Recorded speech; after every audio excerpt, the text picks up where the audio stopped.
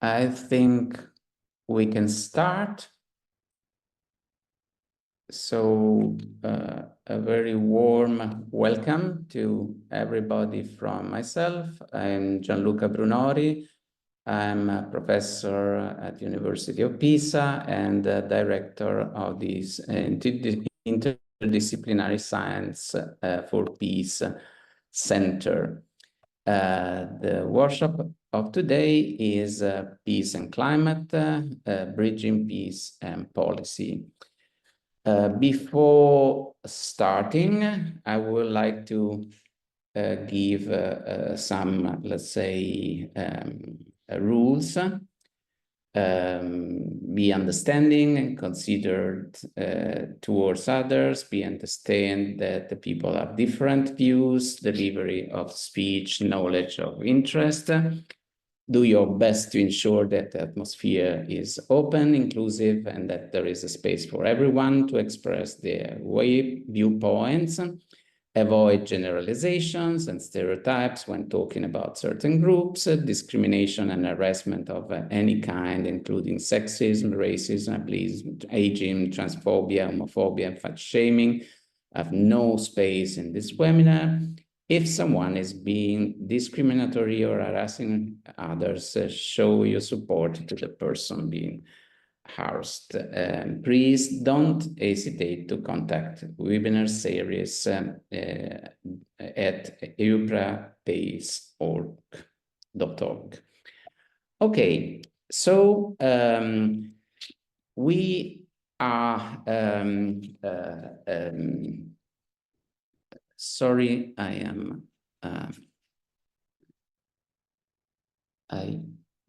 yes, I have to close the one window, yes.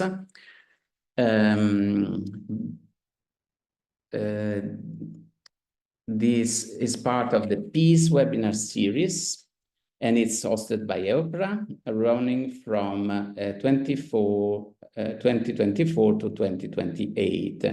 And we are going to explore different themes across two main pillars. The first one is the thematic pillar defined by each working group, including peace and climate, feminist peace, local peace, peace and emerging technologies, and Europe, peace and security. And then we have an interdisciplinary pillar designed to create synergies among working groups. Of course, you are all welcome to propose joint sessions or cross-cutting topics. So before giving the floor to the speakers, let me briefly introduce them. Unfortunately, I have to tell you that our third speaker, Paola, could not participate for personal reasons. So our speakers of today are Halvard Buchelt, who is a research professor at the Peace Research Institute of Oslo, is professor of political science at the Norwegian University of Science and Technology, and associate editor of the Journal of Peace Research. His main research concerns security implications of climate change, including the relationship between extreme weather events and armed conflicts, as well as societal drivers of vulnerability to climate change. He is principal investigator for a European Research Council project on improving political scenarios for climate impact research. Recent publications have appeared in Inter alia, Global Environmental Change, Journal of Politics, Nature, PNAS, and World Development. The second speaker, Catriona Dowd, is assistant professor at University College Dublin School of Politics, International Relations. Her research focuses on the role of conflict in humanitarian crises, with particular attention to civilian targeting and food insecurity. Catriona currently co-leads research Ireland-funded projects on gender dimensions of hunger in peace building and impacts of conflict on smallholder agriculture. and an Irish aid-funded project on social capital and resilience. In her previous role as a peace and conflict specialist in the humanitarian sector, Catriona worked in Somalia, Central African Republic, South Sudan, Haiti, Nigeria, and Afghanistan, among other contexts.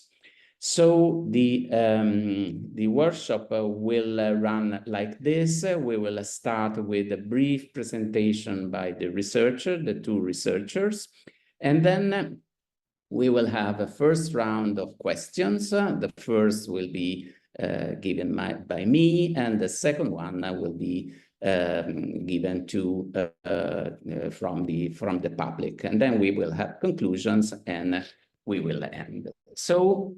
Given this, I would like to give the floors to Halvard Buhaug. I hope I pronounce it well. I am sharing, I think, already the window, so let me know if everything works. The title is on climate change and armed conflict. The question that I will give to Albert in relation to this title is, what are the connections between climate change and armed conflict and peace? Please, Albert, the floor is yours. Thank you so much, Gianluca, for hosting and moderating this event, and obviously also for this very kind introduction.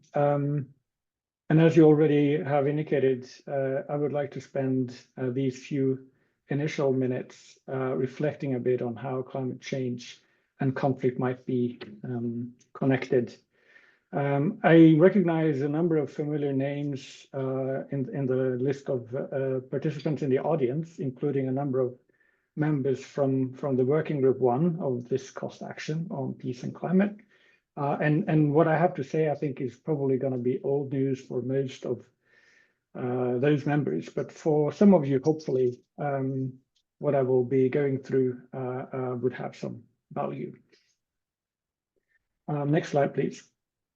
Yes. So I'd like to start very basic. So we have climate change and we have conflict. And I would like to debunk a myth to the extent that it is still a myth after all these years, that there is a simple and direct and linear relationship between climate change and conflict. Because we have now, after years of accumulated research, been able to quite robustly conclude that there is no direct connection between climate change and conflict, and there is certainly not a deterministic one in that certain types of climate change events will more or less inevitably lead to certain forms of social conflict. And so this simplistic notion of climate wars, I think we can say, do not find support in the scientific literature. But that, of course, does not mean that climate change is irrelevant for questions of peace and conflict. It's just that the connection or the connections between climate change and conflict are more complex and more nuanced than what this very simple first slide illustrates. Next slide, please. So how can we think of ways in which climate change could affect conflict? Well, what is often presented in the literature is an indirect pathway or indirect pathways where climate change or some aspect of climate change have some immediate influences, immediate impacts on societies, and that those impacts in turn could affect either the likelihood of conflict or even the severity or duration of ongoing conflict. So in this more indirect way, climate change still is seen as the relevant factor that could contribute to causing or amplifying conflict. Next slide, please. And so over the last 10, 15 years at least, research has been trying to become more specific on identifying which aspects related to climate change could lead to what types of conflict and political violence, through which more intermediate social impacts. And so higher temperatures have been connected with conflict through certain pathways, shifting rainfall patterns, more risk of severe droughts, for example, could be linked to certain types of conflict. Sea level rise, maybe not so much at present connected with conflict in the empirical literature, but it is a source of concern when we think of the future. Next slide, please. At the same time, another key insight from research on climate and peace and security is that even these more nuanced understandings of indirect pathways between climate change and conflict are not equally relevant in all contexts. Rather, there are certain factors, certain socioeconomic, political, environmental factors that make climate change more or less likely to have severe social impacts, and more or less likely for such social impacts to in turn have negative effects on peace and security.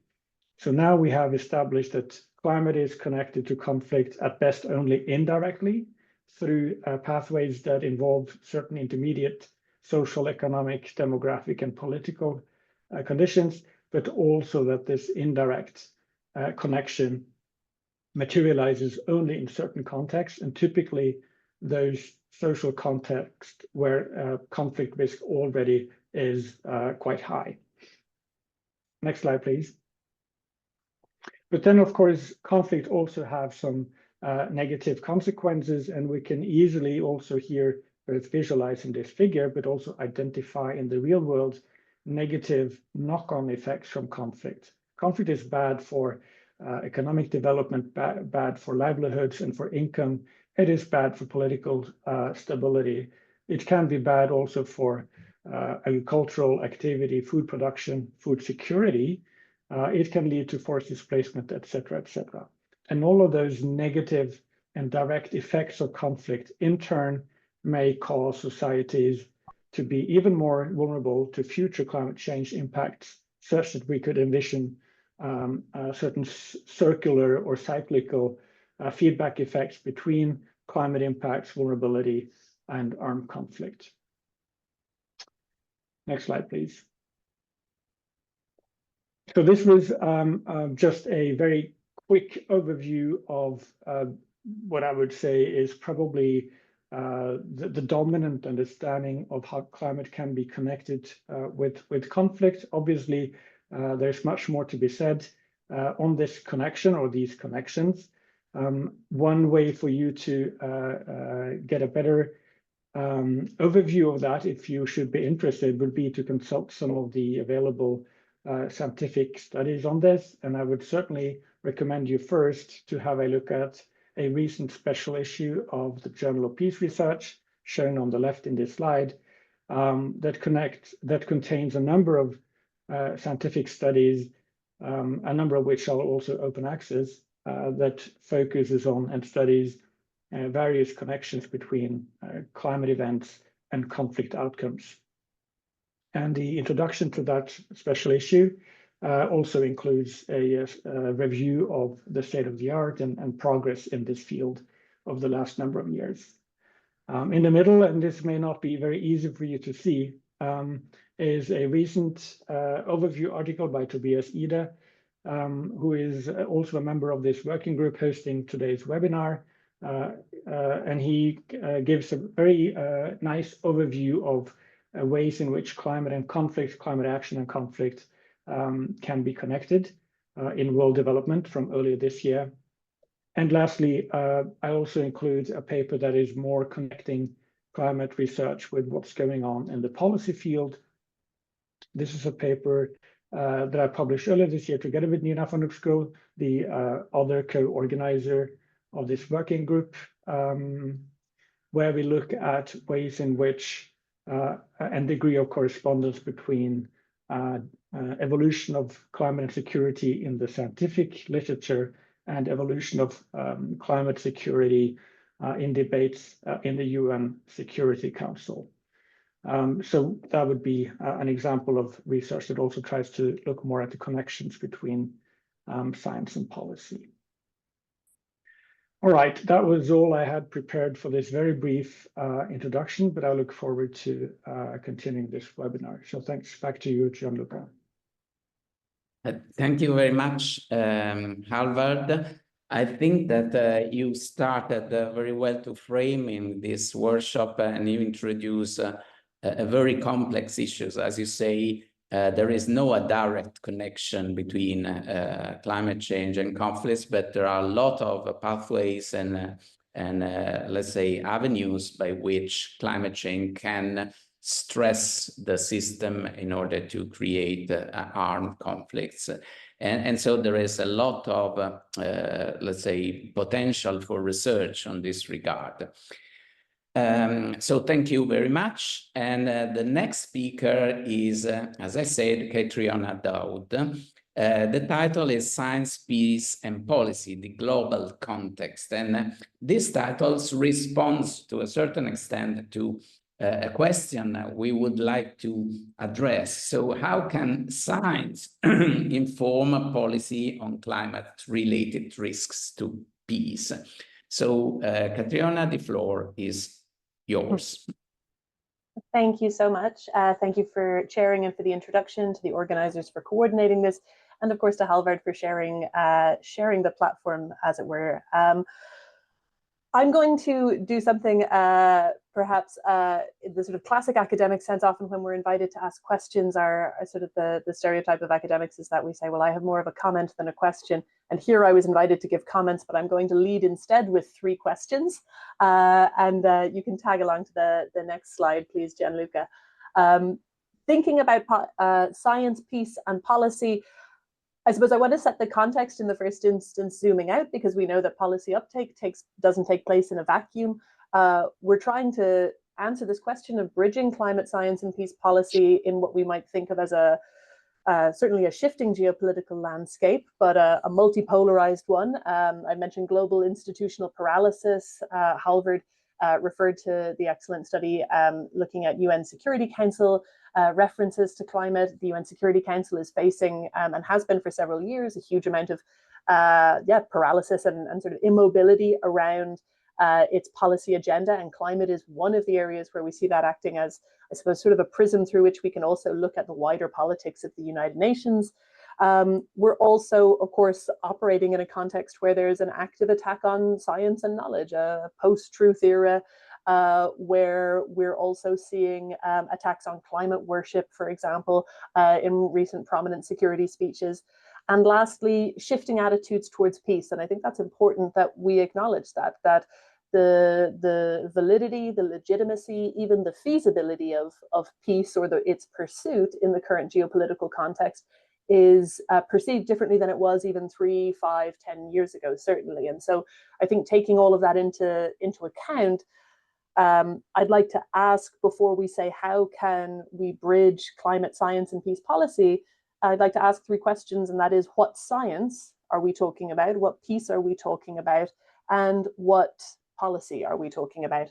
So on to the next slide, please, Gianluca. And it may seem when I say what science that I'm being a little bit facetious, but I suppose Halvard has done a great job of summarizing the state of the current scientific knowledge, and there are certainly areas of debate, areas of consensus, emerging areas in the agenda. I think to understand scientific uptake in a context of attacks on the nature of science, on the credibility of scientific research, we have to ask, when our field is under attack, do we respond to those attacks by returning to the fundamentals of our field? In other words, by asserting kind of a high degree of agreement, of consensus, of unity, tightening those boundaries, so to speak, around what might be sort of credible or legitimate knowledge? Or do we continue to invest in expanding our peripheries of that knowledge, reaching across disciplines, working more collaboratively, thinking about research at the frontiers or maybe at the margins, and in spaces for innovation when we talk about climate and peace research? This tension isn't new. So for people who study sort of civil society mobilization or political science, we see it in all sorts of debates and trade-offs that take place in civil society and political movements.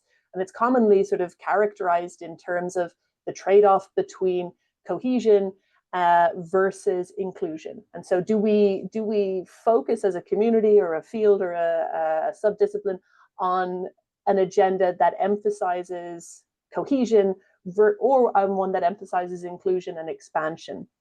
We've seen this in some of the literature around advocacy impact and norm diffusion that has also spoken to this, and I'm thinking of other agenda items that relate certainly to climate and peace at the global level. If we think about women, peace and security, for example, or we think about the conflict and hunger agenda, there are parallels in those where we have to ask, what is the most important sort of step strategically for us? And also, what are the implications of that if we're thinking about bridging that science and policy gap? There is a strategic answer. In other words, that a lot of the literature on advocacy or policy uptake emphasizes cohesion and coherence among campaigns or interest groups or stakeholders as corresponding to a greater extent to sort of policy uptake. And that's been shown in different contested contexts.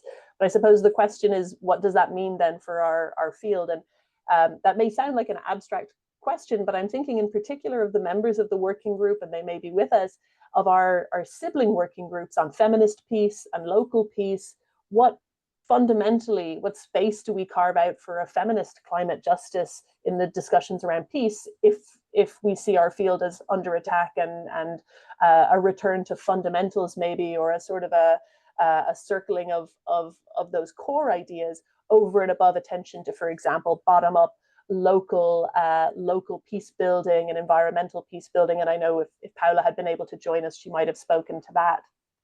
The second question, and I might ask you to go along in the slides there, Gianluca, please, is what peace?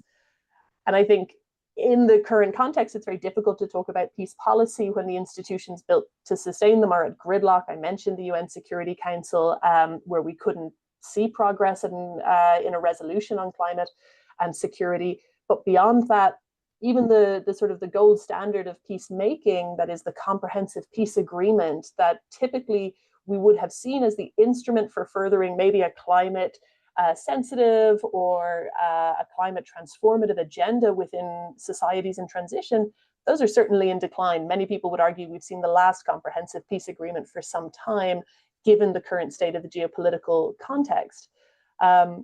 Over the past decades, if we were having this conversation a decade ago, we might be reflecting on the fact that peace and the concept of it has expanded very significantly over the past several decades, thinking about human security, where environmental considerations were certainly central, to thinking about positive peace or everyday peace. And that pendulum is swinging back in the other direction. So that conceptual broadening, which was so important in our field, is certainly narrowing in the current security context.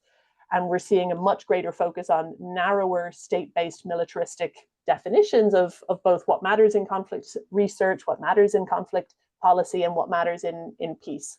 A few years ago, we might have been talking about how do we facilitate the meaningful inclusion of climate experts or environmental human rights defenders and advisors in peace negotiations. And now we're seeing peace initiatives, certainly if not quite a full-blown peace process, in which the parties to the conflict themselves are not fully and meaningfully involved. So the sort of window and the parameters of what peace and inclusive peace looks like has shrunk very significantly. So I think the question to all of us is what peace are policymakers still looking to pursue, and what policy instruments can potentially encompass some sort of climate agenda within those. Global attention to climate and peace has been, and I think again to point to Halvard's paper with Nina on this, that it's been incomplete and uneven, and there has been some attention or acknowledgement of it, but it hasn't been a sort of transformative agenda or transformative shift. But nevertheless, that served as one form of leverage, and it was important for, I think, particularly for local climate actors to sort of use some of those global references to justify and to anchor some of their advocacy work. But we now need to look to what other instruments within peace policy might be possible. So are there subnational, regional, domestic peace policies or other instruments of that nature that we can actually think about influencing? What does that look like, and what leverage might those have if we think that the global policy context is really going to be overtaken by other concerns and priorities? And lastly, and I'll invite you to share the final slide, Gianluca, please, is to stick on this point around what policy. And again, in this contested landscape, I think it's important for us to think about what policy we're trying to influence. And I've mentioned the decline of peace policy, maybe broadly speaking, the kind of familiar instruments we might have relied on to be vehicles for climate provisions, for example, like peace agreements. But we also, I think, should be attentive to the potential risks of policy uptake. And by this, I think it's important to consider that there are some policy areas where we've actually seen relatively more attention to perhaps climate and its securitization. And I'm thinking in particular around migration and migration control, where many scholars have written on this around the sort of securitization of climate narratives in the Sahel and other regions, essentially as an instrument for migration policy. And so I think when we ask ourselves what aspects of climate science we want to see being taken up in peace policy, I think the question that we should be asking ourselves as a community is, do we mean any aspect of climate science that is being taken up by any actor with a peace and security remit, which may be evidence of policy impact, or do we have a normative agenda around saying we want to see climate justice and its components taken up by peace actors in ways that reflect those values? And I think there are different answers to that, of course, and different approaches to that in terms of our scholarship. But I think it's really important that we ask ourselves that question when we're thinking about policy uptake, that we're being deliberate and conscious of the potential risks of agenda co-option as well. Thank you so much. Thank you very much. So thank you very much, Catriona. And now it's time for questions. Especially you, Catriona, address the issue of the attack that it's being done to scientists, to science, and even to the let's say the capacity of science to give evidence about climate change. So in this kind of context, in your opinion, and I'm asking to both Catriona and Halvard, how researchers could react? Should they be more, let's say, activists, or should they take a neutral posture? What should research do in this context? I will give the floor to Catriona first, and then to Halvard. Sure. Well, I'll answer in a non-neutral way and in a perhaps more of an activist way, because I think we need to organize. And when I say that, maybe people think that the term attack sounds alarmist. I mean, it's not figurative. We're talking about contexts in which, for example, researchers at the interface of environmental human rights may face very real physical attacks. And certainly human rights defenders and groups working in those spaces may face that. And this attack on the science and scientific credibility of climate research enables that, because it creates an environment in which that's more possible, even if the pathways there are not direct. So I think we need to organize. I think cross-organizational structures like this cost action are important for preserving the space for this kind of research to take place. There are some contexts, it's not a secret to us that in the US, for example, we've seen lots of funding cut off for climate research. We've seen a sort of an attack on the credibility and legitimacy of that work.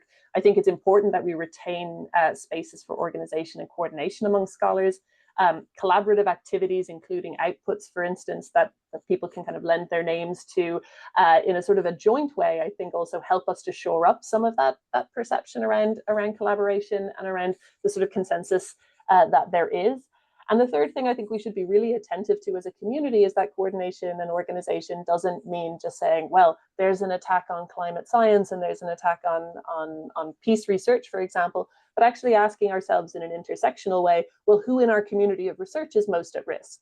And I think that's the key to understanding not just, organization for organization's sake, another association, another working group, but actually saying we're not all under attack in the same ways. Scholars, early career scholars, precarious scholars, colleagues in underfunded institutions, colleagues in formerly colonized contexts, colleagues in contexts where climate science is being denied and or actively attacked, are under particular risk. And I think we really need to be attentive to that. We've seen some reports only this week in the UK of the political influence of a major security player and global power in human rights research, for example. And the colleague who brought that to light should be credited, but that was a professor. You know, we don't know how many colleagues might be at the interface of these kinds of debates and come under these kinds of pressures who are much more junior and have far less protection. So I think that we do need to acknowledge that the term attack is not figurative, and that it's very real, and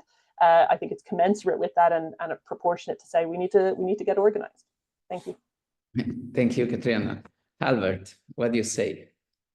What do I say? Well, I'm very tempted to say what Katrina said. I mean, that was really insightful to me to listen to. I think I will not speak directly to the issue of attacks per se. I think Katrina has already responded to that and the issue of activism, but I'll try to give some complementary perspectives by reflecting a bit on other barriers to science-informed decision-making, if you like.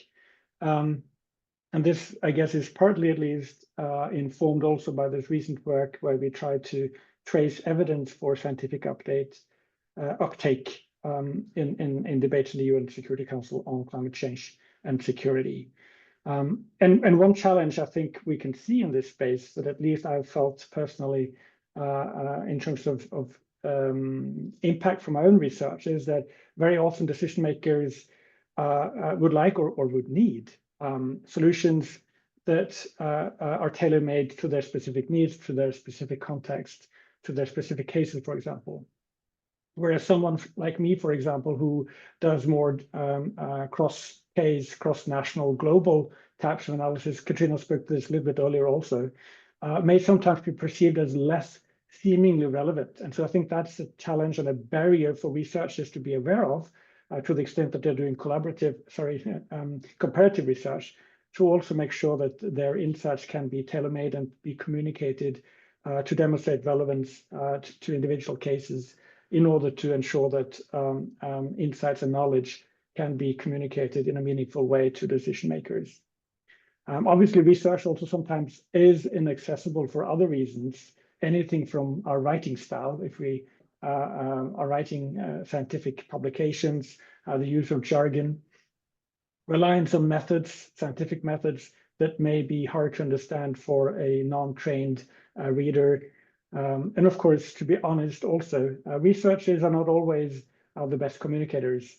Sometimes we need to rely on others to communicate the best science to the general public, but also to policy making communities. Sometimes, and maybe this is where the connection back to activism may appear, sometimes decision makers also want to listen to certain types of scientific evidence, but not others. If decision makers have an agenda, and they often have, and the available body of evidence may be heterogeneous, or there may be scientific disagreements, it would not be surprising if decision makers choose to lean on one part of the scientific community that speaks more along the lines of their priorities. So what can we do about that? Well, first of all, I think we need to just make sure that we can do the best science possible. I think we have to support and rely on and contribute to the extent possible, these intermediary actors that can translate and communicate scientific research to policy in a language that policy, but also the general public can understand.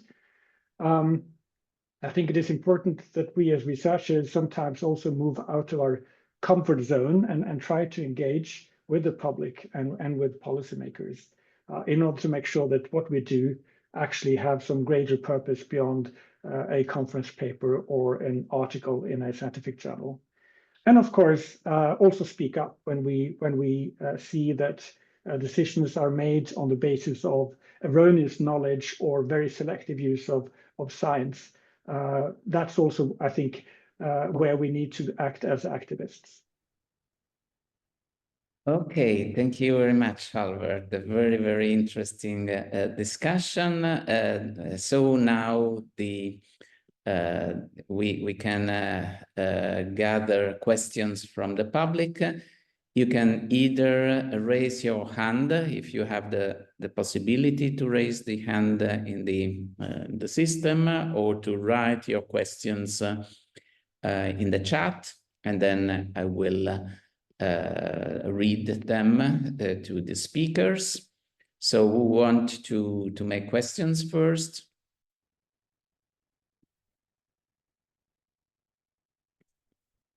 Okay, I see the first question. I will read it. It's to Catriona. In a time when geopolitical and economic interests are co-opting the language of sustainability itself, how can we reclaim the moral and epistemic foundations of a truly peaceful and just green transformation? What would be your suggestion on this matter? Yeah, I think that's a really crucial question. I mentioned, there are different ways of, I suppose, of answering this. If we think academically around this kind of policy uptake, the research that exists, the one is to sort of focus on those fundamentals, thinking about this alternative, this sort of truly peaceful or committed to a sort of more positive peace and just green transformation, requires us to lean in the other direction, which I think is to embrace the idea that what we're trying to put forward is an alternative sort of vision, so to speak, if that's the kind of work or the kind of research in which your work, in which we are working as research. I suppose I'm going a little bit round in circles, except to say, I mean, I think we can. I think one thing would be to start by trying to understand the different roles people have within the research ecosystem. So by saying that, not everyone's work is intended to be directed towards sort of shaping a policy shift towards positive peace or just green transformation. And I think that's fine as well. I think we need to kind of acknowledge that there are going to be researchers who are working on the climate peace connections whose focus is very much on kind of the conventional research approach within conventional research structures. And Halvard, you mentioned kind of some of the pressures on researchers to communicate to policymakers in a tailored way. I actually think, those pressures aren't entirely, I can see where those pressures come from, but I think those pressures aren't entirely welcome. Like, we need to retain that space for people to do the kind of rigorous and sort of, in a way, traditional research that needs to be undertaken to understand, forecast, estimate, quantify, anticipate some of these risks and impacts, but at the same time create the space for the researchers who are working directly with like an engaged community approach, participatory approaches, community-led or co-produced approaches, co-designed policy solutions, and similar. Like, I think those are different undertakings, and in a time when research funding is being squeezed, my concern is sometimes when we're looking at sort of research that might fall under the sort of broadly the global challenges or international issues remit, that we sort of have a tendency to try and push everybody into this engaged research approach. Actually, those are different strands, work streams, and those colleagues who are working directly with communities in towards a sort of a vision, as our colleague has put here, around the kind of moral and epistemic foundations of a just green transformation, that I think we need to recognize for the value that it brings, but that it's a separate undertaking from, an also valuable sort of maybe more conventional research approach. That may not be a full answer to that question. It's just that I think currently the structures we have, both in academia and in policymaking, neither of those, I think, actually reward, incentivize, acknowledge the kind of different aspects of research and the different nature of research that gets undertaken in those different ways. So I'm not sure if that's a full answer, but it's something I think structurally, if we can be more attentive to it, I think we can make more progress and retain and preserve the space for the colleagues who are working precisely towards that mission that's in the chat. Thank you very much, Catriona. And there is another question from Harald Bergman. I read it. If complaining attacks on science, are we sure that science acts peacefully internally? Maybe Halvard can answer to this.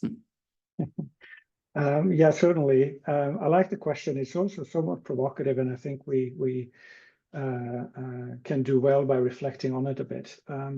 I guess science isn't always peaceful, at least not peaceful if we're thinking of positivist peace. There can certainly be scientific disputes when scholars or scholarly communities disagree. Some of those disputes may be scientifically valid. There simply are different ways of doing research, and it may be hard to objectively determine which research is better. But of course, I think we all have a responsibility of interacting with our peers in a professional and calm way.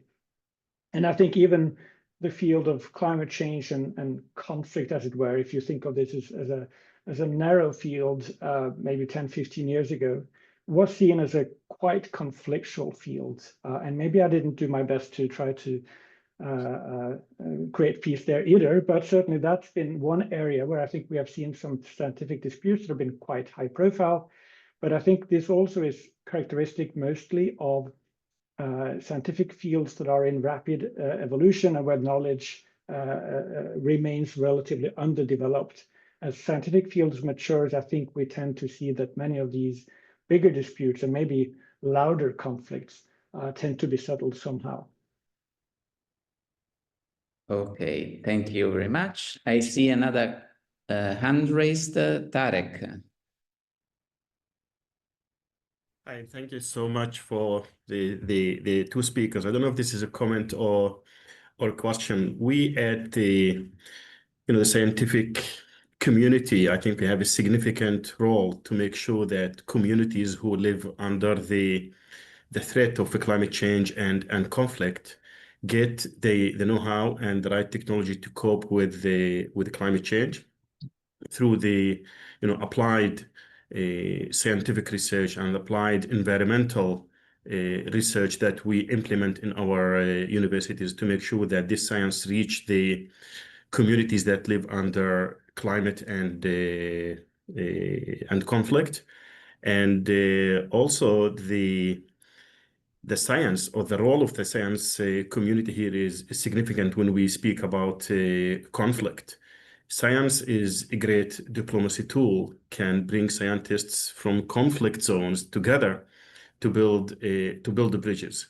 And through these bridges, we can reach the communities that under the threat of climate change to build understanding. And this is what we call the applied environmental diplomacy. Through environmental research, you bring communities together, you build understanding, you give them the opportunity to humanize each other. And there are great examples. I'm speaking to you right now from Jerusalem. I am a Palestinian heading an Israeli organization, and environmental diplomacy, science diplomacy is really great tool to give people the opportunity to see the human in the other.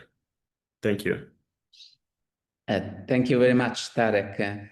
Catriona or Halvard, do you want to comment on the comment of Tarek on especially environmental diplomacy, the role of the environmental diplomacy and the role of science in it?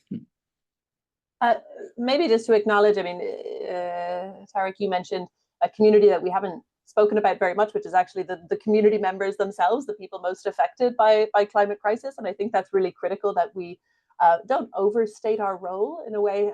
Academia is not known for humility in a way, but I think of course, we have a responsibility in terms of climate science and research, but ultimately, I think for policy change to be legitimate, to be politically palatable, I mean, that's the major issue with policy uptake around climate crisis. It's not that people don't know what works or what might work or what has a higher chance of working. It's that it's politically unpalatable to make really costly decisions and to lead those when political figures and policy institutions have shorter time horizons.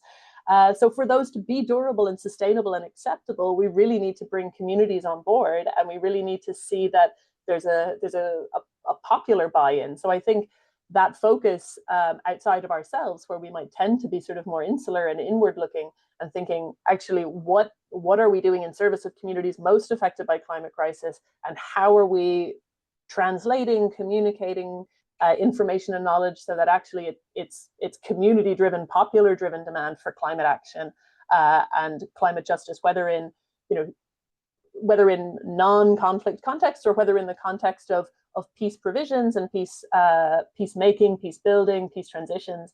I think that's really key, and we know relatively less about that. I think we've seen colleagues working on kind of climate communication, in terms of public perceptions a lot in typically, I think, much more stable context. I'm not as familiar with such a large kind of body of research around what that looks like in peace and transition contexts, but I think that's an area that could be really important in the future. Thank you, Catriona. Halvard. Yeah, if I may just add a couple of things. So, hi Tarek. I liked how you also reminded us of how scientific communities can contribute to building peace and trust in conflict zones. That might not be easy to implement everywhere. I'm not sure to what extent you will have ongoing collaboration between Russian and Ukrainian scientific teams at the moment, for example.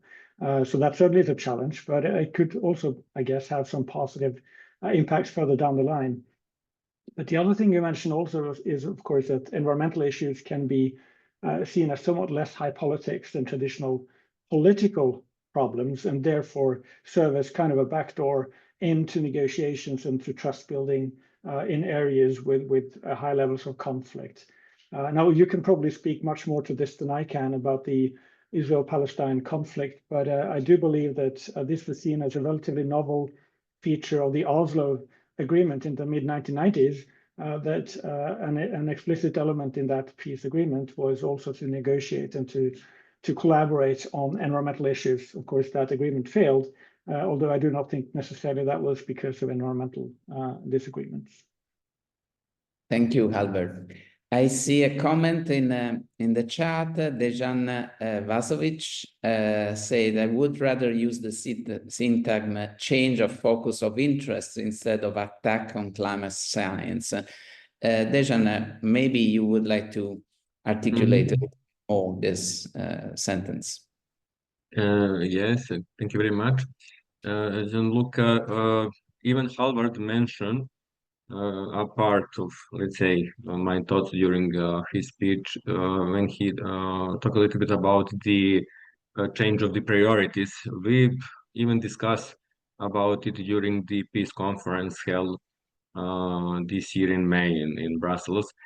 It is quite obvious that in the situation when we're talking about and we are elaborating the attitudes and even the causes of the actions of the decision makers, that maybe for the last 3 or 4 years, the shift of their focus is always, let's say, related to the safety issues and security also.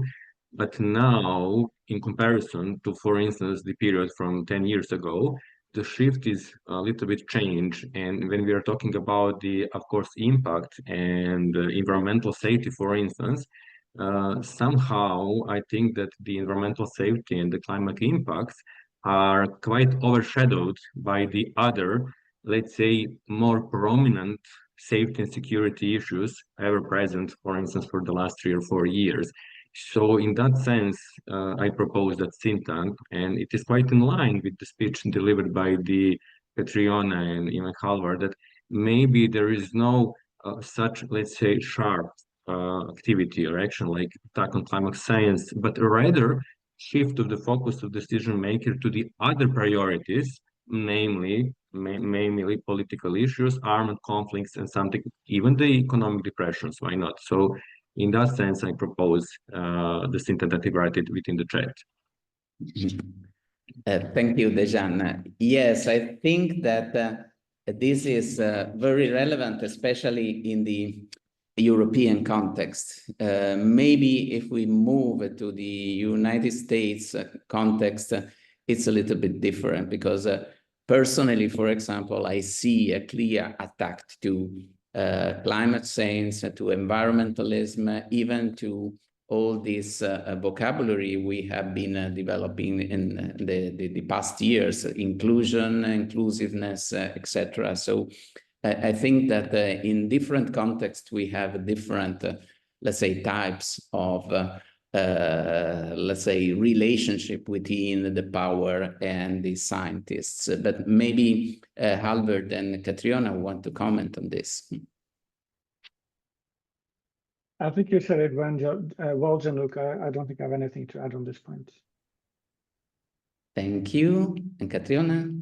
I mean, I think both and other variants of this can co-occur at the same time. I think we ought to be attentive to how attacks on climate science in one region facilitate, enable, are sort of conduits for this kind of refocusing in another. So it creates a more enabling environment if we have an attack on the credibility of that science in one context that gains some momentum or some popular appreciation. So even where we're not seeing administrations necessarily within Europe, for example, engaging in the same kinds of delegitimizing rhetoric, I'm not certain that we're not seeing that in some populist movements. I think we are seeing that in some of the sort of political, maybe what were fringes at one point, but are finding their way into the mainstream of political discourse. So I think it's an evolving context, and I think we are best prepared to defend ourselves by I suppose tracing those connections and being alert to it.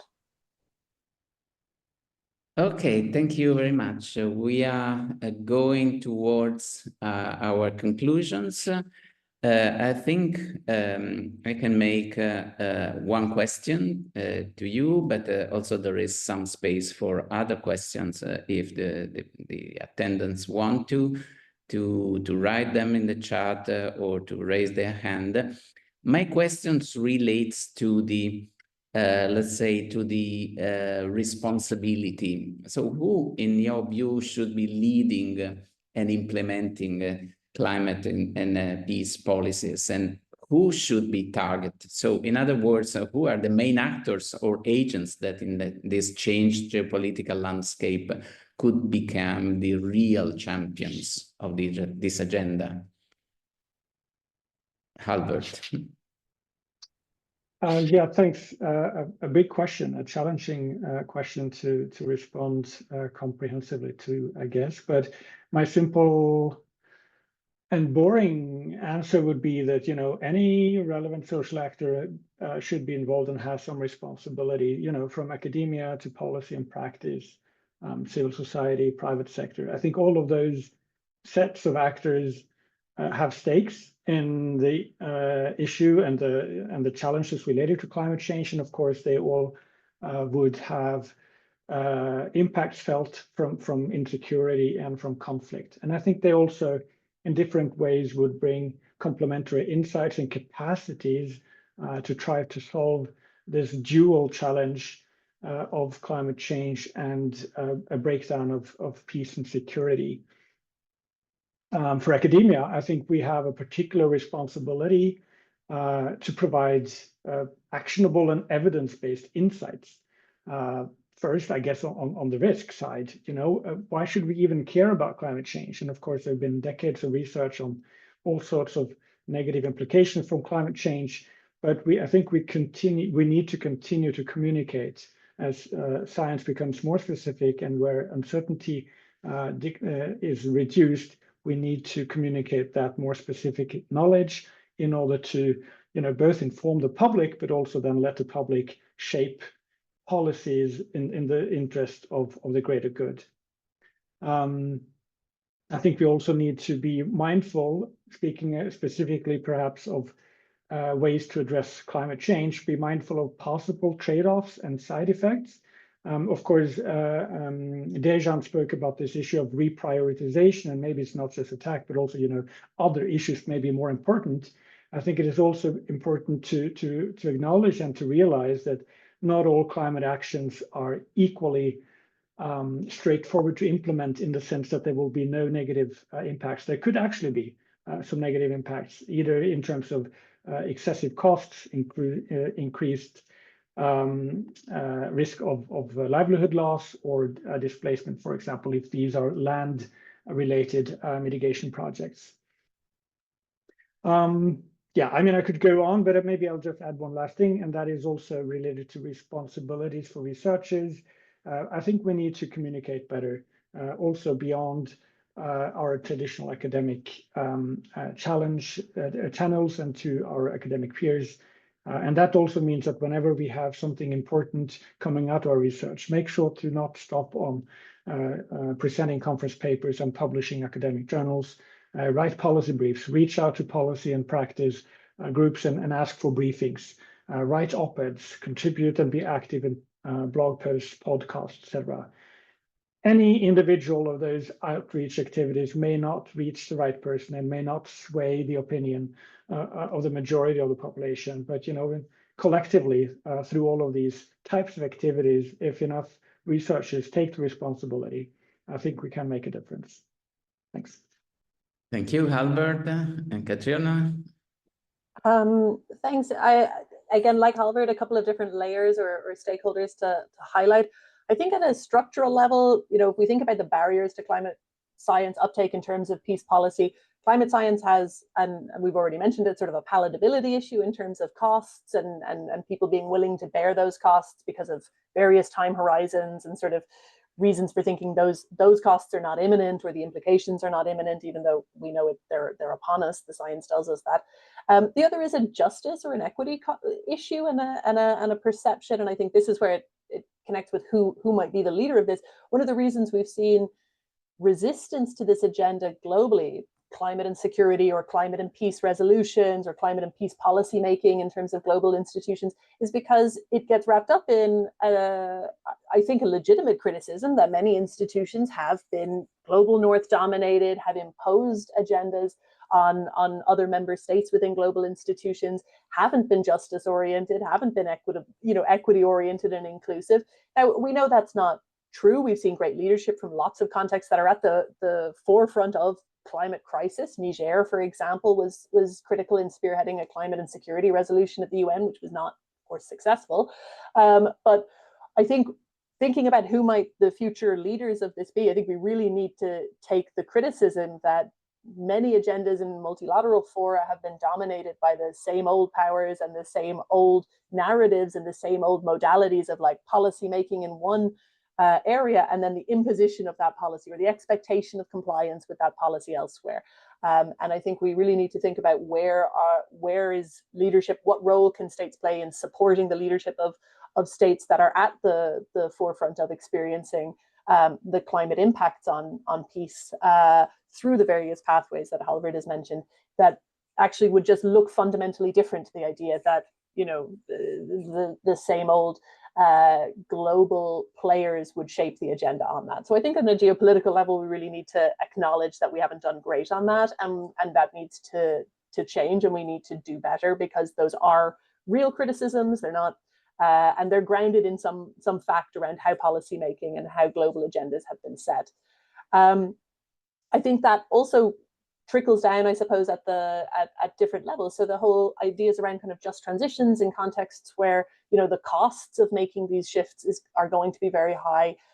It's important that we think about that sort of question about equity at those different levels, and I think we can see different approaches and different potentially greater success in being more attentive to those, particularly in conflict contexts. And I think a complicating factor at the moment, and we've talked about the sort of wider geopolitical context, of course, things like humanitarian aid and development funding are also in sharp decline at the moment. That's going to change some of the parameters around which kind of people might be, again, largely constructed as recipients of climate policy, recipients of climate assistance and relief and support, rather than people, communities, political leaders who are actually shaping and structuring that. So I think although that's being experienced very negative ways in many contexts where humanitarian and development assistance is a lifeline, it may also open up opportunities for leadership, like we've seen from I would say from small island developing states where the impacts of climate crisis are existential and very keenly felt and immediate, that we've seen that leadership. And I think we need to get out of the way and sort of create more space for that. So that may be a part of that current shift. Those are maybe broader sort of political remarks on the nature of that, but to echo everything also that has also been said around kind of researchers and where we might fit in with that. I think doing that engaged research and the colleagues who are doing it with communities, with policymakers, and working to translate and contextually ground those solutions. So taking comparative cross-national research that may be produced in one context and the work of translating that into policy solutions, into community relevant, context appropriate sort of scenarios, risk frames, decision-making supports, I think is a serious undertaking in itself. And that's why I had mentioned this idea that, you know, it doesn't necessarily need to be the same researchers who take all of that on. I really applaud, you know, policy briefs, engaged research and communication. But I think we also need to recognize the serious undertaking that that is, and for academic structures to recognize it, to say that colleagues who are at that sort of practitioner academic divide are doing important work, that working with communities and supporting them in the translation, and then I suppose co-design of solutions that come from that knowledge is important work as well. Thank you very much, Catriona and Albert. So we are going to the conclusions. And if there are no other questions, burning questions, I would like to make the final question to both speakers, which is a synthesis of what they have said so far. So the question is, which or what could be the priorities of a research agenda on peace and climate change in the next years? I would start from Catriona, and then we'll go to Albert. I think Halvard may have very well written the article on this, literally. So I might defer to Halvard, because I think my position would be that there are many ways, and it's less about the substantive priority and more about the way of doing that research, and that I'd like to see some shifts in. And I think prioritizing the way we do research in a more inclusive way and thinking about creating space for engaged research are two structural shifts I'd like to see more of. But again, I just literally wrote the paper on this, so over to you. Thanks, Katrina. I mean, there have been many people writing various assessments and recommendations, including, of course, Vali, who is also here, who wrote an excellent review and list of priorities not very long ago. But sure, I mean, in the interest of time, I'll be brief, but some things that I think personally should be invested more in would be first to focus not only on the problems, you know, on how and in which contexts adverse environmental changes and extreme events and all of that could lead to conflict, but also try to figure out what are the good solutions. You know, what's the evidence for interventions that actually work in different contexts? What types of adaptation policies actually do seem to be efficient in reducing risks to the local population, and what are required in terms of involvement from local population versus top-down approaches, etc., in order to ensure and to maximize the benefit of adaptive responses. I think that would be one thing. And here, I think, obviously, I mean, there's a lot of research already going on about the effectiveness of adaptation, but in particular, the political side of things and the role of political institutions and empowerment of political actors, I think, is something that we need more insights into. I think also how interventions that are meant to address climate risks and interventions that are supposed to address security risks, how they interact and to what extent they can actually generate synergies as opposed to be counterproductive in the other domain is something that I think also we need more of. There is some ideographic evidence actually suggesting that certain types of climate action in some areas have contributed to worsening ongoing conflict and violence. In other cases, we see the opposite effect. So in what way can we design and how can we design climate action to make sure that it will not have negative spillover effects on local security, and vice versa? How can we ensure that peace-building interventions also can contribute to strengthening resilience and coping capacity rather than causing vulnerability at the local level? And then lastly, again, thinking, you know, personally and my own research agenda, I think we need also to look more long-term, not only focusing on what's already going on and what happened last year, but also into the long-term future, because decisions that are being made today on structural changes, we will see the consequences of those into the long-term future. And so using scenarios to an even greater extent than is already being done and explore long-term implications of alternative choices today, I think is something that I would like to see more focus on also within the climate and peace space. Thank you. Thank you very much, Harvard. So from your words, I see that there is a lot of interdisciplinary work to be done. And actually, sometimes I am a little bit pessimistic because I see that science is still going towards fragmentation. So I think that for us, it's very important to, let's say, to stress the importance of the links and of interdisciplinary or transdisciplinary science. So talking with people to address this specific problem from different angles. Okay, so I think we are near to the end. I would like to thank a lot our speakers for their inspiring speeches. I will give yes, I will wish that all the people who attended to this workshop will be able to follow the next webinars that the Peace Cost Action is organizing.